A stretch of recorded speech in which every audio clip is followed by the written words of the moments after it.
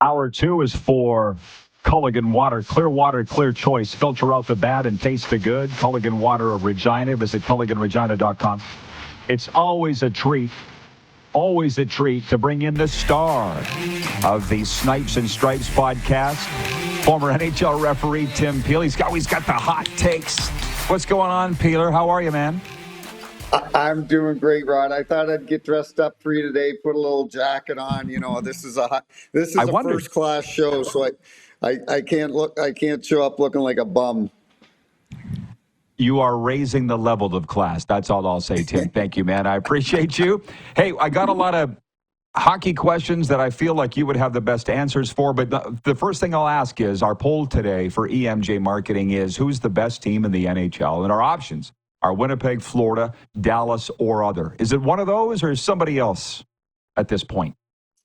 I think you've got I don't think you said Colorado, correct? You mentioned Florida. No.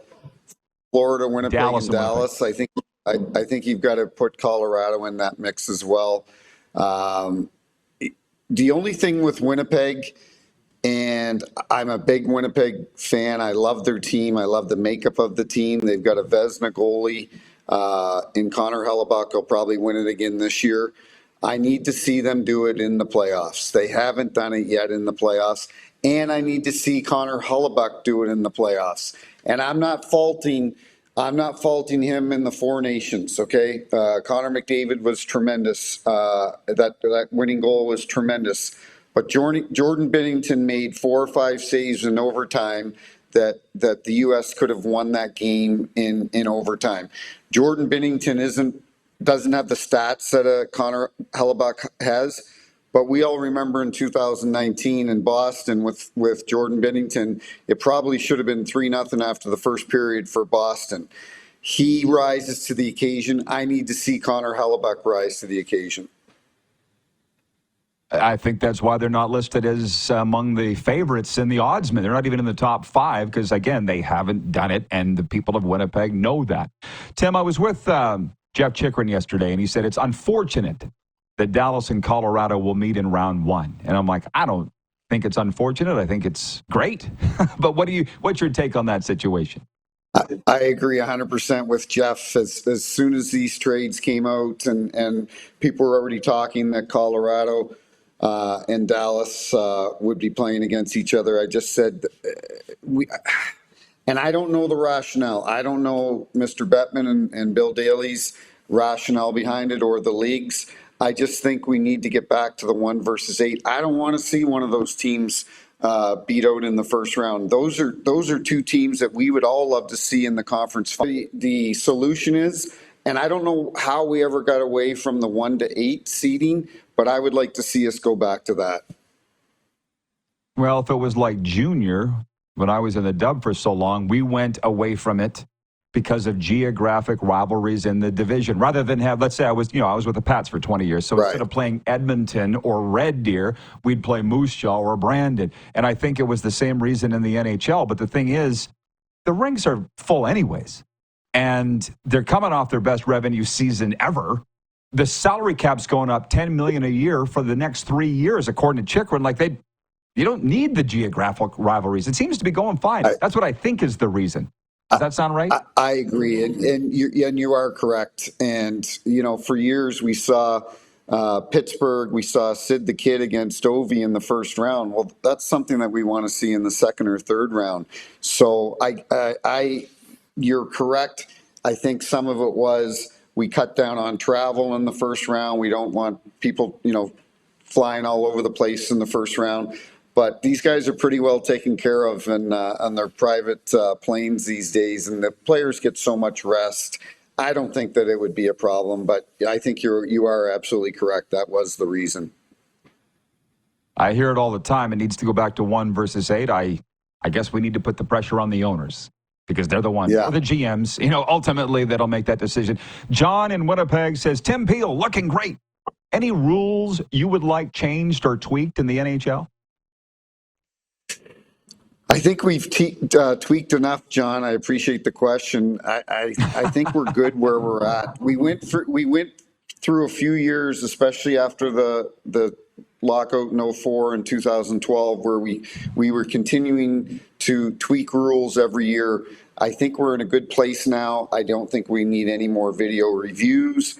I like the fact they didn't have it when I was on the ice. They instituted it a couple of years ago, where if you and I are teammates, Rod, and you get high sticked by my stick, but I call our opponent for a high stick. I hated it as a ref. It was the worst feeling in the world. You'd call a double minor, and then you'd look up on the jumbotron and you see it was his own teammate that high sticked him, and you just wanted to dig a hole in the ice and crawl under it. And the whole 4 minutes, you were hoping that team would kill the penalty, and it was a terrible feeling. But now our guys can review headshots, offsides, double minors for high sticks, things that, I back, not to go back to 2019 again, but I was a standby official when San Jose was playing St. Louis in the second round, and that was the Timo Meier hand pass in St. Louis in overtime, and San Jose won the game. And we had four guys on the ice, four officials on the ice that had all worked Stanley Cup finals, great officials, and everybody in the world could see the replay. Everybody in the building could see the replay except the four guys on the ice, and that was a bad feeling for them. And that was not a good. I'll tell you a quick story. I'm in the dressing room afterwards. They come in, Mark Schoenett and Dan O'Rourke, and they said, I have one question. Was that glove to his teammate? I go, yeah. So I'm standing there, and Stephen Walkham, the vice president of officiating, director of officiating, he comes into the room, and there's not much he can say. The game's over. They missed it. And his phone's ringing, and he goes like this. He looks at me, and I look, and it's Gary Bettman. So the shit was come rolling down the hill then, because Tom Stillman, the owner's calling, Gary's calling, Coley's calling. So we've got enough rules in place now. I love where our game's at, and I don't think we need to tweak it anymore. Yeah, it's great stories and a great answer. This is Tony from Cochrane is on the same page as me. I was going to ask you this anyways. He goes, what's Tim's take on fighting in hockey? And if I may, Tim, one of the reasons I love you so much is you're just a good dyed-in-the-wool hockey guy.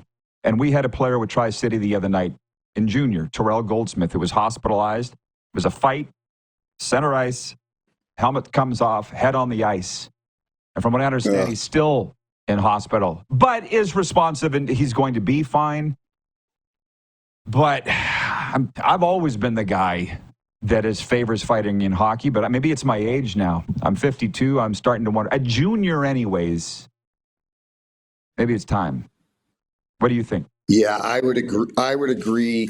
Didn't the Quebec League institute that a couple of years ago? I don't think the Quebec League allows fighting. I agree 100% in junior, and I think the best era of our hockey's phenomenal right now. But one thing I would like to get back to a little bit is the physicality in our game. You go to some NHL games and there's a half a dozen checks thrown the whole game. And that's why in another month when the playoffs start, it's the best hockey, because guys that haven't thrown a check all year are finishing their checks and so on. I'm really torn because early 2000s, when you had the Legion of Doom line with Leclerc, Renberg, and Lindros, every one of them 6'4", 6'5", skilled, but they were physical too. They would just run over you. Then when it comes to the fighting, I still like to see a good fight, but I hadn't heard about that poor player in the junior leagues, and that's the only thing.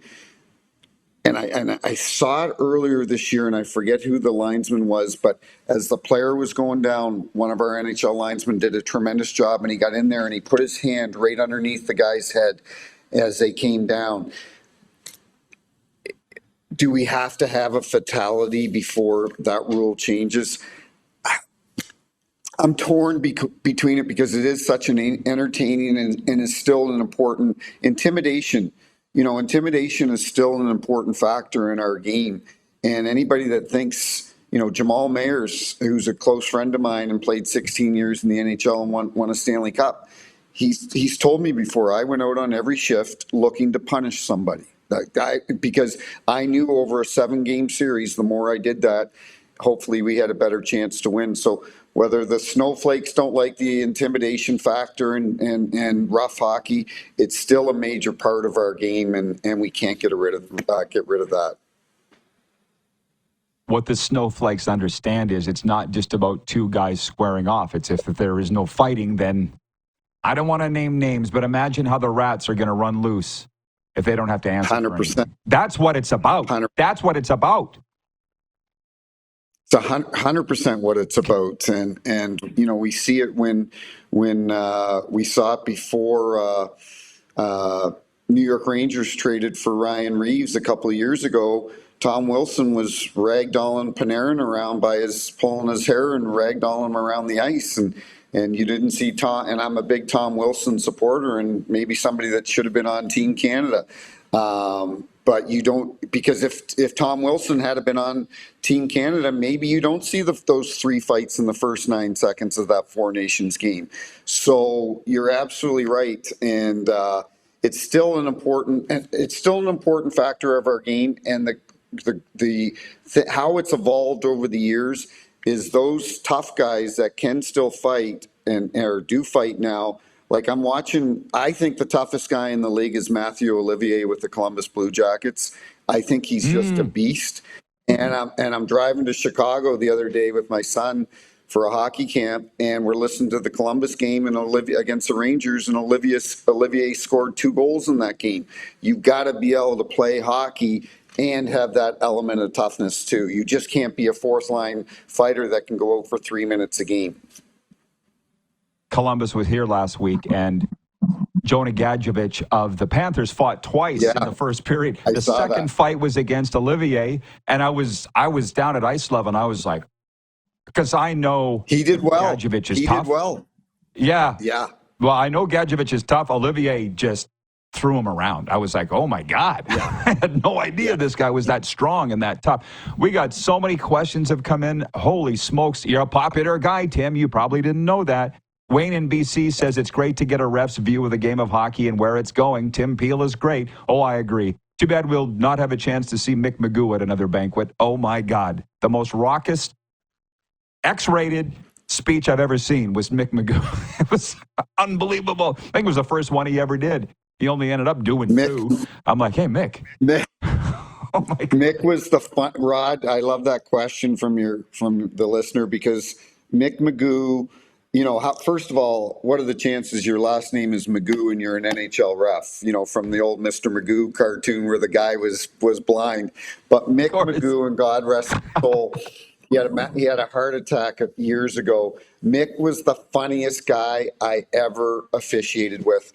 And we're doing a game in Edmonton years ago, and Craig McTavish was coaching Edmonton, and Ryan Smith wins it back, and Edmonton scores, and Mick's at the net, and he all of a sudden, because there was nobody better at waving off a goal than Mick Magoo. He looked like he was going to take off the ground like a helicopter because he'd wave his arms so many times. And he waved off this goal. He goes, hand pass, and clear. I'm at the neutral zone. I'm like, and back then we weren't able to review things, and it wasn't a hand pass, and the goal should have counted, and Edmonton lost the game. And we're coming off the ice in the old Northlands Coliseum, and they're pouring beer on us, and we get in the car and we get back we were supposed to go out to a bar and have a few drinks, probably at Sherlock's in Edmonton. And Mick's like, we should just stay here at the hotel tonight. So we're having a few beers, and I go to Mick, I go, Mick, you've been around 20 plus years. What was the biggest call you ever screwed up? What was the biggest call ever? And he's taking a sip out of his beer, and he goes, probably tonight's game. But Mick was the funniest guy. He was one of my favorite guys, and I love the man so much. By far.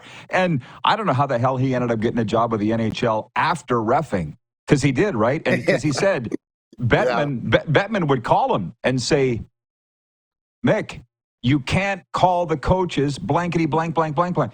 And he goes, you tell them to stop calling me a blankety blank blank. And he wasn't cleaning it up. He's like, they call me that, I'm going to call them that. One last Mick story, and then we'll get on. But to all your listeners, when you get off today, you've got to pull up the YouTube video of Mick Magoo and Darcy Tucker in Florida, in Tampa. There was a line brawl. Sandy McCarthy's playing for Tampa, tough guy. Darcy Tucker's out in the ice, just being, Darcy Tucker. And Mick literally grabs him and throws him into the penalty box. And Sandy McCarthy stands up. He wants a piece of Mick. And Brian Lewis was the boss then. And they almost fired Mick over that because he literally picked Darcy Tucker up and threw him into the penalty box. It's famous on YouTube. I might have seen it. It's been a day or two. I'll go back and look it up. Peter, unfortunately, we're out of time. I got to go. But you want to give a plug for Snipes and Stripes and your buddy? We got to do it longer, maybe before the playoffs start, buddy. Yeah, it would be fantastic, for sure. All right, man. Keep in touch. Keep up. Don't change a bloody thing, Tim. Keep being you. Thanks for the time pal. today. Take care. Thanks for having me on, Rod. Former NHL referee. You bet. Former NHL referee Tim Peel, one half of the Snipes and Stripes podcast with Hall of Famer Jeremy Roenick. We'll be right back with a sports update and then viewer takeover the rest of the way. We're live here on Game Plus Television, streaming live and podcasting wherever the best podcasts are found.